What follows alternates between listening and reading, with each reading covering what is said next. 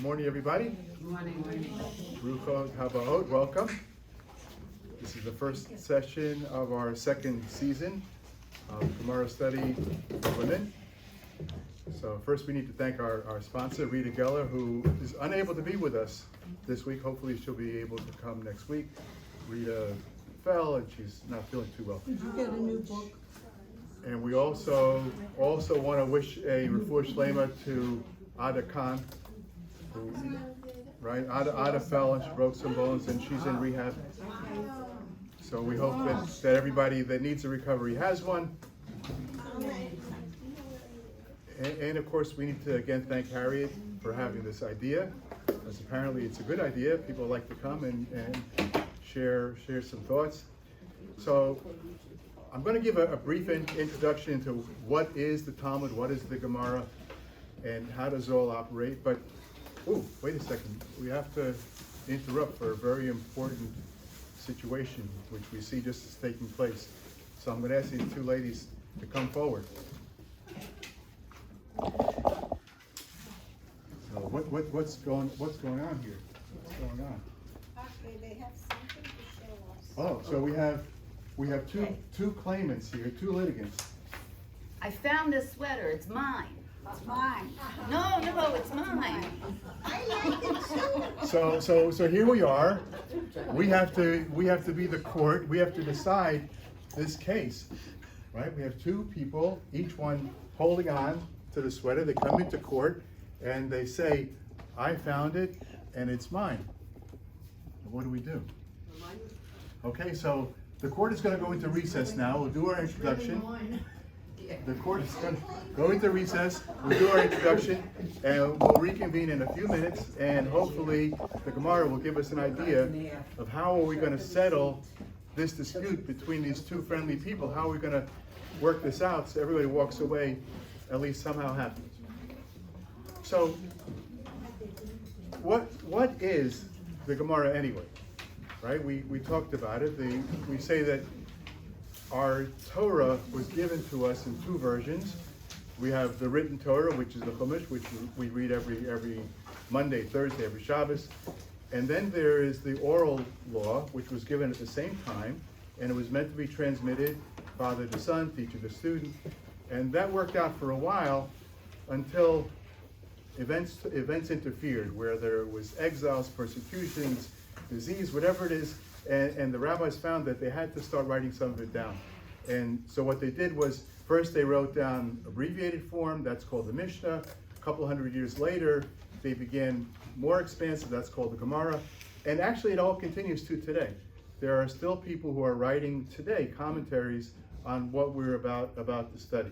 So just as a quick chronology, from the years 539 to 332, before the Common Era, that was the time of what's called Anshe Knesset HaGedolah, the men of the Great Assembly. And their most famous work is actually our Shmona Esrei, our Amida, the main prayer that we say 3 times a day. They compiled that. And they also did a lot of scholarship and made a lot of rules. And they went from until 332. The year 332 to 140, there was a lot going on in Greece at that time, and the main Torah scholarship was called zugot, or pairs, groups, pairs of people who studied together. From 140 to 37, we had the dispute between the Tzdukim and the Perushim, those who believed in the oral law and those who said we had to take the Torah literally. And then the Roman rule was throughout this entire period. The Mishnah was begun to be compiled between the years 50 before the Common Era up to about 200 in the Common Era.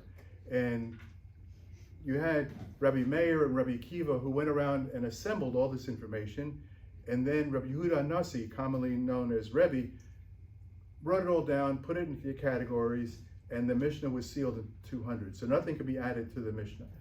Starting at that point, from 200 to about 500, you had the Gemara. So you had all the scholarship that was going on. This is what we're going to be, the main subject that we'll be studying. And of course, during this time, you had a lot of political upheaval in Eretz Yisrael, in Bavel, And what happened is that during the time of the Mishnah, Israel was the more prominent place, but in time of the Gemara, by that time, what was happening outside in Bavel, which is commonly known today as Iraq, right? That's where the center of scholarship was. And so there are two sets of Gemara, actually. What we're studying is called Talmud Bavli. There's also Talmud Yerushalmi, which was the scholars in Eretz Yisrael, in Israel, did the same sort of work, slight differences, and it never really got the attention that the Bavli got, but now more and more people are studying it, so who knows, maybe that'll become a topic for us at some point in the future, once we finish the 63 volumes of the Bavli. We should all live so long, and we'll get to the Yerushalmi. This Gemara that we're going to be starting with is, I think, the first one that I studied. I started learning Gemara when I was in 5th or 6th grade, and we started either the first or second chapter in Bava Metzia. Bava Metzia deals with civil law. So last year, if you remember, we learned one of the chapters in the Gemara Pesachim talked about Pesach. So we learned at how late in the day can you eat chametz, when you're supposed to start the Seder. We learned that famous abbreviation, Marcia, right? Yak Nahaz. Yeah, you're right. Right? So, Yak Nahaz, Yayin Kiddush Ner Havdalah Asman. What happens if Pesach comes out on Friday? On Saturday night, what happens if it comes out on Friday? So we learned a lot of that last year. This year we're going to get into civil law.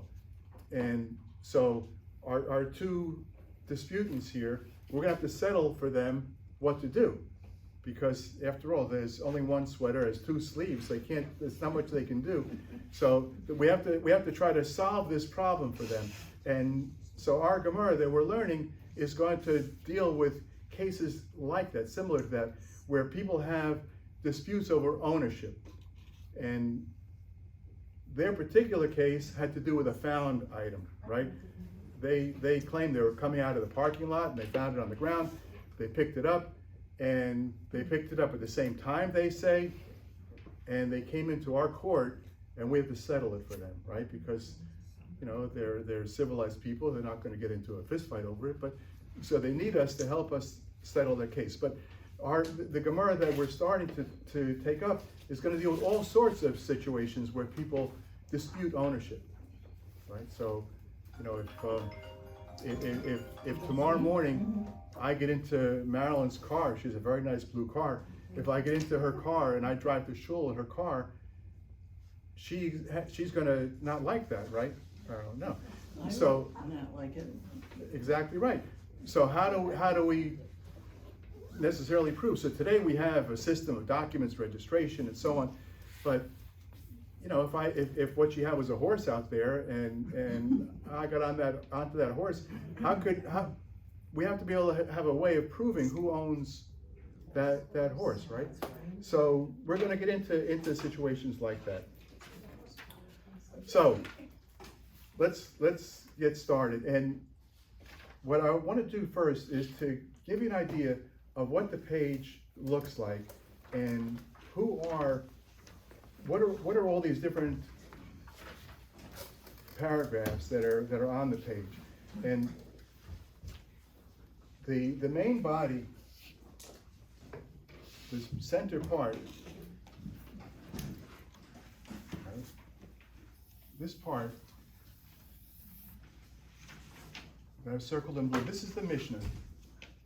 The Mishnah was written in Israel, Eretz Yisrael. It's written in Hebrew, and it was compiled and sealed by Rabbi Meir, Rabbi Kiva, and then finally by Rabbi Yehuda Nasi.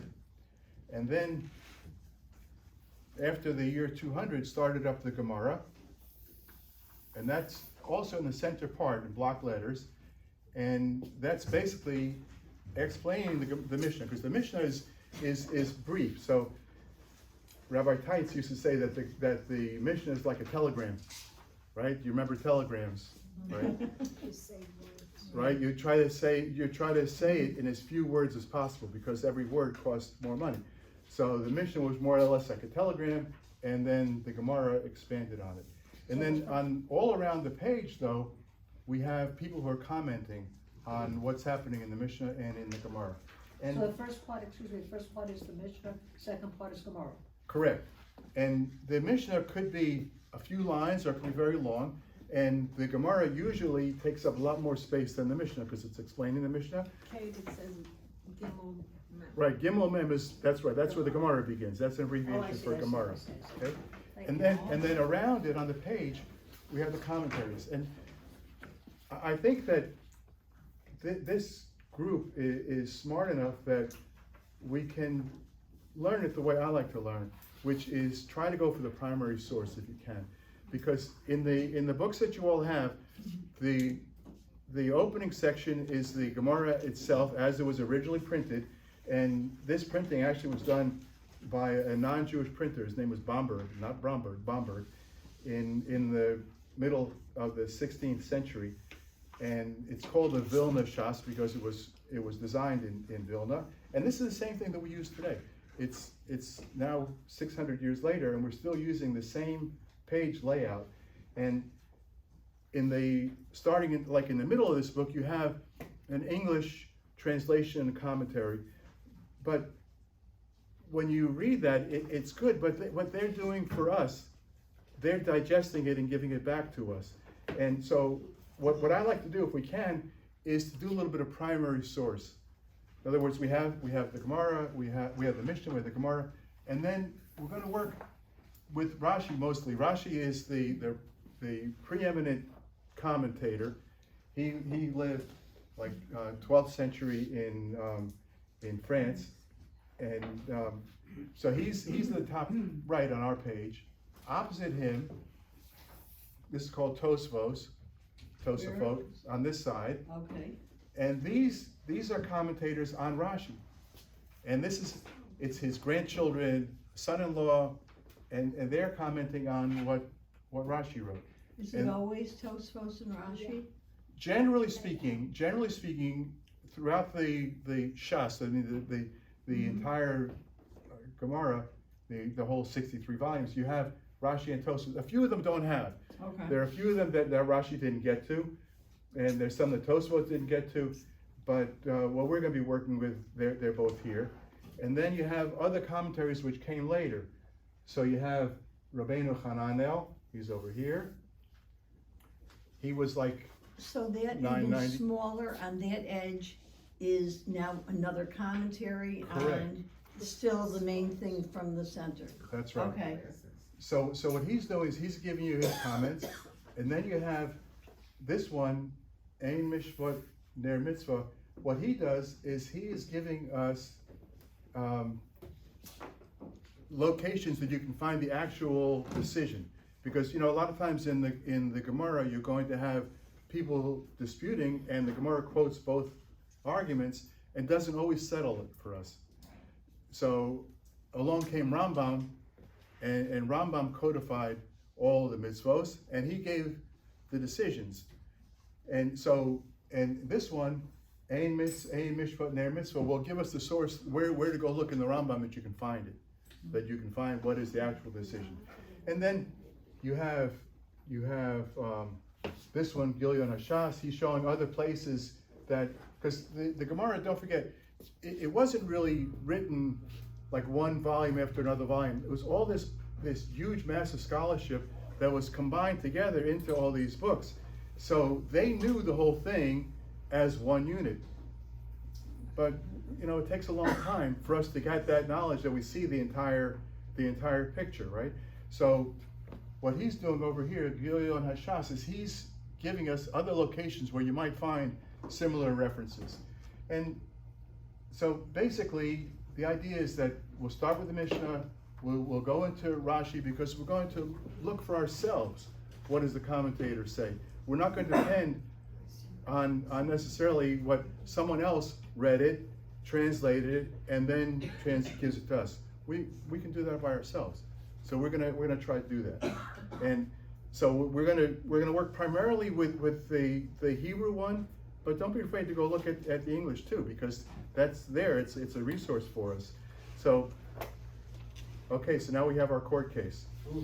All right, so, What is the, Shanim, what is that refer Shnayim. to? oh, Shnayim, two. What does that refer to? That's the first word. That's the Does it first say word of our, Shnayim? right, so sometimes like in a book, you'll see the first paragraph, there's a big letter or whatever. It's been a while for me. So this is, that's the Well, first I word. haven't seen it ever, so it's okay. Okay, so our. Where do our we lit- find it in the English? So if you page like about halfway through, you're gonna find it starts in English. And Okay. last year we used the Koren, Yes. and this year we're using Art Scroll. They both are probably the most popular, Chapter 1. chapter 1, that's right. Oh, yay. Okay, we're starting from page 1. All right, so we need our litigants to come back, because you have to stand in front of the court. Bring your sweater. And by the way, the courtroom that we're using is our newly refurbished basement. Everybody should get a good look at it. We refurbished it, it's brighter, new floor, new paint and so on. And we're getting new chairs. Right, and new chairs are coming, so we're very excited about, we're very excited about our courtroom. Okay, so when a case comes before the court, what has to happen is that we have to, as judges, right, and I'm deputizing you as the judges, each of the litigants has to tell us who they are, what their claim is, and each one has to talk while the other one is quiet. And you're trying to get them closer together, okay. So I'm gonna ask litigant number 1, what is your name, madam? My name is Fran Lightman. Okay, and why are you coming before the court, Fran? Well, I was in the parking lot, I was walking down, and then all of a sudden I see a sweater on the floor. So I picked it up, and I figured this is very nice, it will fit me perfectly. And you're saying that what? It's mine, It's yours? it's mine. Okay, but I see someone else holding at the other end. Who are you, ma'am? Miriam Goldschmidt. I was walking in the parking lot and I saw something grayish. I bent down, I picked it up, and it turns out to be a sweater. Okay. Did they pick it up at the same time? Well, so that's our Wait a problem. minute. They're both coming We're into gonna court. continue. What is your claim? What do you say? I think I was a half a second before you. So you're saying it belongs to you completely? Yeah. And what are you saying? I bent down as soon as I saw it and I picked it up. So you're saying it We belongs to reached you? Yes. Okay, so neither one of you is saying that it belongs to each the other, right? You both, each of you is saying that it's mine. Okay, so we've got a dilemma now. What happens to the original owner? The person Oh, that. forget about That's a it. very good, when Marilyn, Thinking And about is that. now cold. Marilyn is asking a question that Rashi's gonna deal with. Yeah. Rashi's gonna deal with it, because suppose I purposely took one that did not have my name inside. Oh, okay. Because if my name were inside of that, it's very simple, they pick it up and say it's mine, and neither one of them has a right to take it because my name is in there.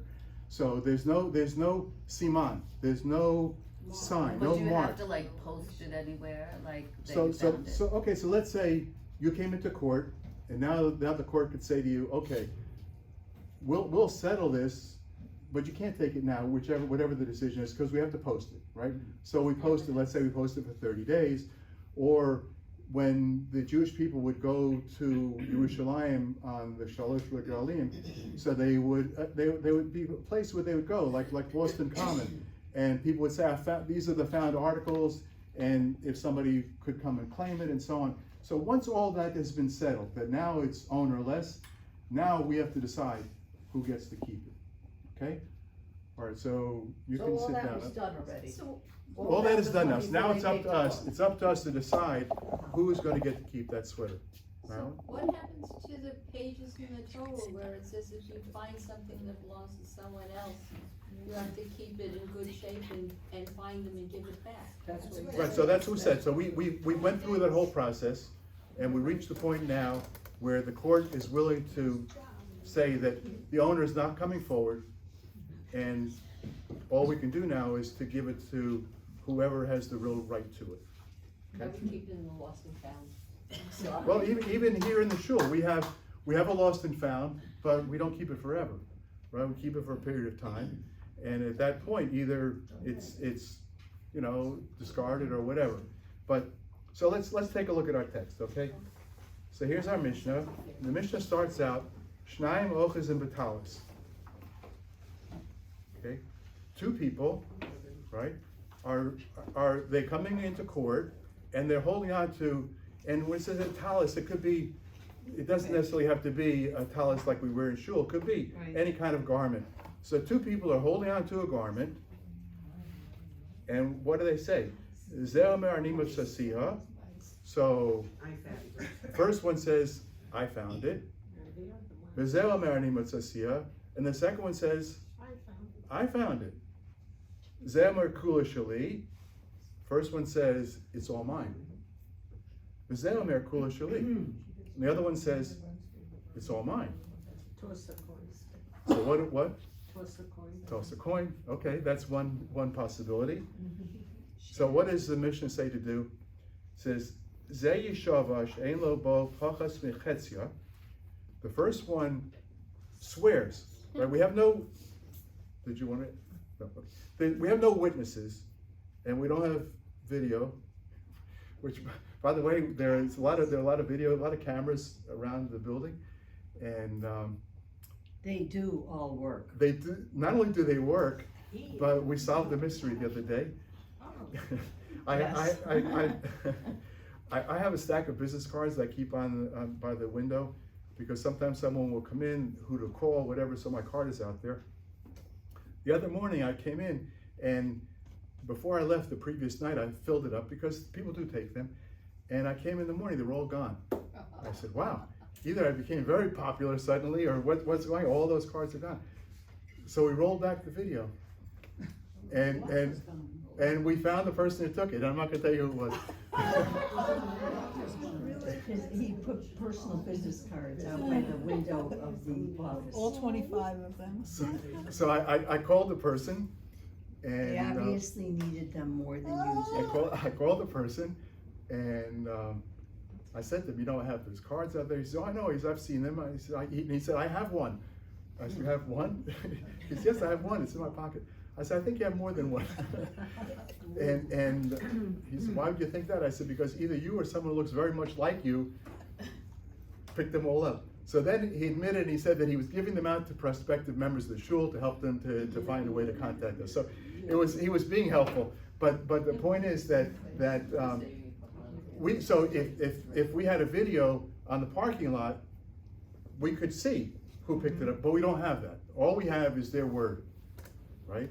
So now what do we do? We have no witnesses, we have no video, we have no way of proving either claim. So the Mishnah says, Zeh yeshavash ein lo ba pachas mechetzia. So the first one should take a shvua. She needs to swear that I own no less than half of this item. V'zeh yeshavash ein lo ba pachas mechetzia. And the other one also swears that she has no less than half. And the Gemara is going to explain why they use this particular language. And then what happens?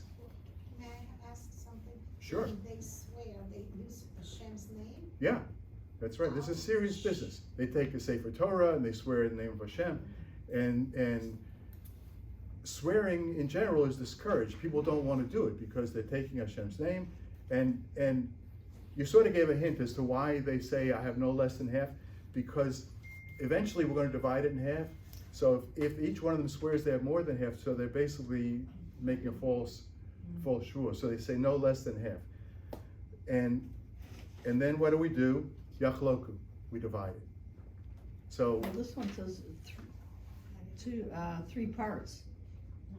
One who said, You're No, not in wait the a right minute. place. You only did the first. oh, we're still up here, oh, I read ahead, never mind. okay. Okay, So the result is we're going to divide it. Okay, what does that mean? And we're going to get into Rashi right away, and he's going to help us to understand what the Mishnah is saying. So I just want to go quickly through the rest of the Mishnah, then we'll do some of the Rashis, and then you'll understand, because he really helps us. I mean, we understand this today, but we wouldn't know it if we hadn't had Rashi 1,000 years ago writing what he wrote. Okay, so the first case. So you know what to do, ladies. You're gonna each swear that you have no less than half in it, and then we're going to divide it. And that means that if it's the type of thing that we could cut it in half, and each half has some value, we do that way. if the only thing we can do now is to sell it and divide the proceeds, we're gonna do that. Okay, so we can't give you, because each one of you is gonna swear, so we can't say that one is telling the truth and one not, we divide it, okay? So now, Zeomer Kula Shali, so now remember the claim that they made had two parts, right? What did they say? They said, Harry, what did they say? I don't have. They said, I have more than half. well, no, when they came into court, they said, I found it, and it's all mine. So that's two statements that they're making, right? So here you go. Zeomer Kula Shali, Zeomer Chetzi Shali. So how about you have a different case where one of them says, I found it and it's all mine. The other one said, we grabbed it at the same time, and therefore I'm entitled to half. You have that, Myrna? Okay. So in other words, if the first one says, I picked it up all by myself, so what's her claim? Her claim, it's all mine. The other one says, no, we picked it up at the same time. So she's not saying it's all mine, but she's saying I've got an ownership in it too. So one is saying it's all mine, the other one says it's half mine. Okay? So what do? So Ha'omer Kula Shali, the one who says it's all mine, Yishavash Ein Lo Ba Pachas Me Shlosha Chalakim. That's what Marcia, when she read ahead, that's cheating Marcia, by the way, said, I have no less than 3/4. Why does she say that? Because the first half is not in dispute, is it? Right. Right? Right? Well, they both agree that the first person owns at least half, right? Because the first one says it's all mine, second one says it's half mine. So the first half, nobody's arguing. So what is in dispute? The second half, right? So the one who says that she has, that it's all hers, so what does she do?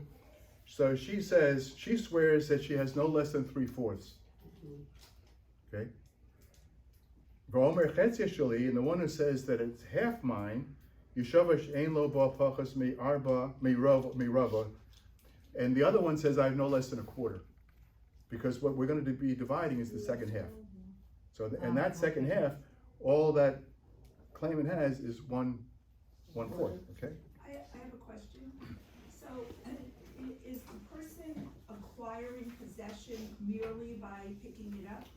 That's another thing Rashi's going to get into for us, because what Robin is asking is, and it's a very good question, and we're going to come to that, probably not today, but the question is, how do I acquire ownership in something, right? So, if Marilyn sold me her car, right, or her horse, but she sold me her horse, right, that she's got out there in the parking lot, and do I take ownership of it because when I gave her the money for it, or do I have to do something else? And the fact is, I have to do something else. I have to either get on it and ride it, or I have to pull it to me. I have to lead it. Something that indicates that I have ownership, Robin. So in our case, we don't have to think about that because they're each holding it. So they've picked it up. So lifting something up, right? If I sell you that book, by the way, it's a gift to everybody. You take ownership by lifting it up. Now it's yours. You own it. Has it ever come, well, let's say with the sweater, especially like where they really can't decide, so they say, okay, you take it one week, you take it the next week?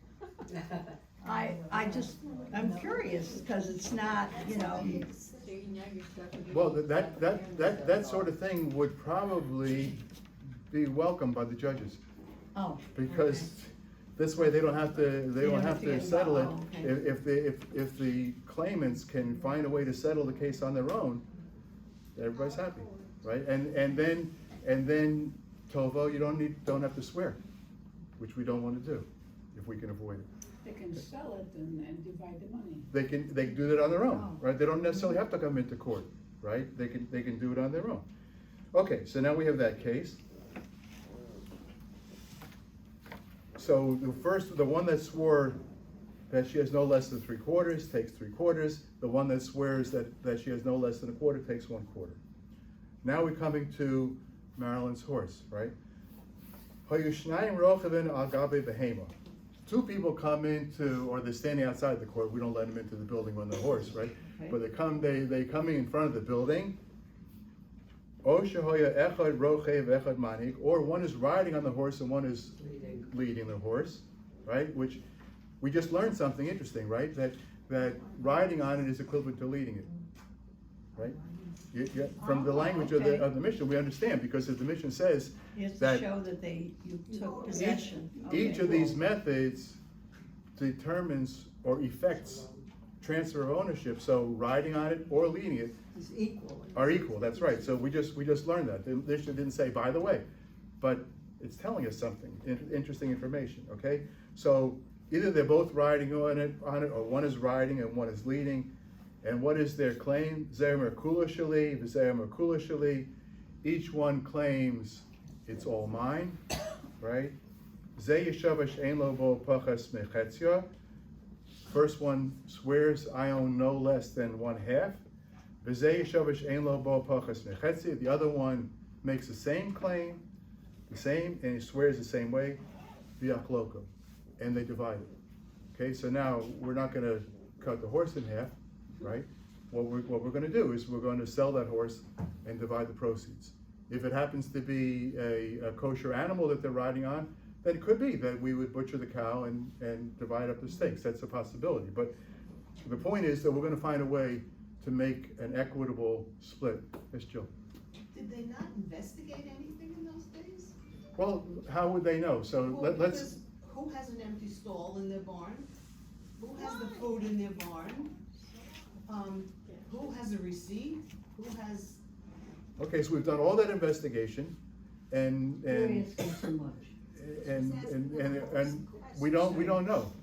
We can't, by our investigation, we're always going to try to find evidence that's going to help us solve the case, but we have no evidence. Here's this horse. Nobody in Century Village has a horse, so I can't say that was Marilyn's horse, because Marilyn doesn't have a horse, by the way, you know that, right? So it's not missing out of her barn. Apparently there's a horse that was running down Lyons Road, and two people took possession of it, and now we've got to settle the case, okay? It doesn't necessarily mean literally that it may be a horse, it could be any animal, I imagine. Right. You're right, it's not necessarily a horse that was in a barn, it could be any animal that was walking around, trotting around. So I don't think they necessarily, they're giving a horse as an example, but I think it would be any animal. Yeah, and it doesn't necessarily have to be an animal. Or it means any item. Any object, right? So the reason that they use the objects that they've used, the Gemara will explain why these specific items, but these rules apply to any item which is in dispute, and two people claim that they found it. They claim that it had been ownerless beforehand, and now they're taking ownership. Or we're going to see that it could be a case where someone said that you sold it to me, but I don't have a receipt. And how do we settle it? Okay. So now bisman shehem modin. Okay. So here we go. This is Marcia's case. When they admit to one another, oh sheyesh lehen edin, or Jill, there are witnesses. Cholkim below shvua. Now the division is made without the necessity to swear, right? Okay. Because if there was somebody, right, if Eva was standing in the parking lot and she saw the two of them grab it at the same time, so Eva can come into court and say, well, I saw what happened. So now they don't need to swear. We're going to take the testimony of the witnesses, and we're going to use that to decide our case. But I could bribe Eva. Eva happened to have been my best friend, so she would say, whatever it is, she's right. How many witnesses are necessary? Okay, so Harry brings up a good point, Right? where generally speaking, 2 witnesses are required. Male. Right? And interestingly, and I'm gonna make a statement that's gonna maybe Male only. Yeah. except for kashrus, Interesting. right? And a woman is believed Is- more in terms of I don't kashrus blame them. than a man. They should be. How do I know Thanks this? for that, So Yes. Interesting. you've heard about Rabbi Teitz from Elizabeth, New Jersey, world famous, and when our son Ben was growing up, he was, I guess, 3 years old. His best friend was the rabbi's grandson, and both mothers worked, right? Ben's mother was in our business, and Akiva's mom was the executive director in the yeshiva. So sometimes the bubby, the grandmother, the Mrs. Tights, would watch the boys. So one time, the two boys were in the house, and Rabbi Tights came over to the boys, and he offered them orange juice. So my son said, I have to go ask Bubby first, to see if it was kosher. So, okay, so let's, in the couple minutes we have left, let's take a look at Rashi. Rashi is up here. So if you take a look, if you want to go into the opening Hebrew part of it, and we'll go slow. Rashi, by the way, has a special script. If you take a look, his we call it a font today, right? So his font, he actually, there's a dispute whether Rashi invented it himself or the printers did, but you can tell it's different. So the Gemara is written in block type of letters, and the commentary, some of them are in block, but Rashi and Tosfos are both written in what's called Rashi script. So in the English side, is that where we get to where it says Gemara? Is that gonna be Rashi? So the English, what they do is they put together a compendium, and then they give you their translation and commentary. Okay. And that's very good, there's nothing wrong with it. My own idea, if we can do it, is to try to go to the primary source, so that we can look for ourselves, what does Rashi say, and we don't necessarily have to depend on somebody to translate and then give it back to us with their. But those of us who can't do that. You're great. Okay. Yeah. So what you just said is the notes are Rashi? Some of them, and they'll give you, they will attribute them. So some of them, Rashi is the main commentator, so most often they're going to be incorporating what Rashi has to say. Sometimes they give him credit, sometimes not. But what we're going to do is we're going to take a look at the original Rashi, and we're going to see what does he have to say. A lot of times Rashi is going to ask an implied question. That was always when we learned, when I was a kid in yeshiva, what's Rashi's question and what's Rashi's answer, right? So let's take a look at the first Rashi. So it says Shnayim ochazim b'talis. That's the reference to the text. Two of them are grabbing the towels. Okay, two people are holding the talis. So now in the Rashi script it says Dafka ochazin. So Dafka means specifically Dafka, they're holding on to it, right? So it can't be that one woman is holding it and the other was not holding it. They both have to be holding it, Rashi says. So he's telling us that when a word is in the Mishnah, it's not there for our entertainment. It's there to give us information. So so Rashi says, first of all, they've got to be holding on to it. Okay?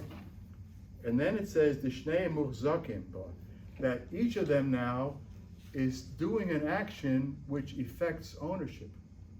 They have possession of it. They're holding it. So if one of them comes in, if one of them is holding it and the other one is standing there not holding it, and she says, well, I found it at the same time, that's no good. That doesn't accomplish, because the one that's holding it has possession of it. And there is a principle when it comes to monetary matters, hamotzi mechavero alav haraya, which means if I want to, let's say, I don't know, who am I going to pick on? If I say that TV that's in Vicky's apartment really belongs to me. So Vicky's going to say, what are you talking about? That's my TV, it's in my apartment, you have no right to it. If you think that you can get it, you need to prove it.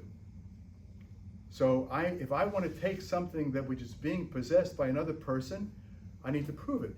So now in the case of these two people with the sweater, one of them is holding it. The other one is not holding on.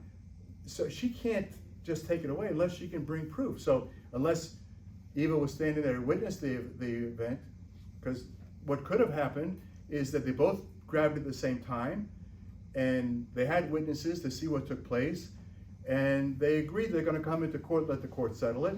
So one of them said, now that we have proof, the court will say, I don't have to be holding on to it. It's a lot easier to walk in through the door, one after the other, they're both side by side. I don't have to hold it, right? Because I have a proof. But if there's no proof, so that concept, hamotzi mechavero alav haraya, that comes into play. I have to prove my claim, okay? Because they are both possessing. Muchazakim means that they're holding on, right? So both holding, ein lazeh koch ba yoseh mizeh, and neither one of them has greater power than the other, right? They're both in the same position. She'ilu ha'isa b'yad echad levado, because if it had been in the hand of one alone, right? Havi'idach hamotzi mechavero. Now the other one is attempting to take away property of another person, right? Because one of them is holding it, right? That TV is in Vicky's living room, and if I want to take that television, I have to prove it, right? And it says hamotzi mechavero alav haraya, and it's on me to prove. I've got to bring in a bill of sale, a serial number, whatever it is, to prove that that's really mine, right? So alav lahavi raya be'edim, he has to bring proof with witnesses. That's one way of proving it, right? Shu shalom, that it's his, okay? Ve'eno nemon zeh litol b'shvua, and now that person is not believed just simply by swearing, because if that television is in her living room, I can't come into court and swear that it's mine. That's not enough. She's in sole possession of it. If we're holding it together, now we have the situation with the sweater, and now the shvua can work. But if someone else is in sole possession of something, so if the two women came in and one of them is holding it, the other one is standing not holding on, that person cannot get it by a shvua. She needs a much better proof than that. So it's got to be witnesses, it's got to be some sort of documentation. And it's 12 o'clock. And thank you all for coming, and we will continue with this fascinating topic that we're going next week.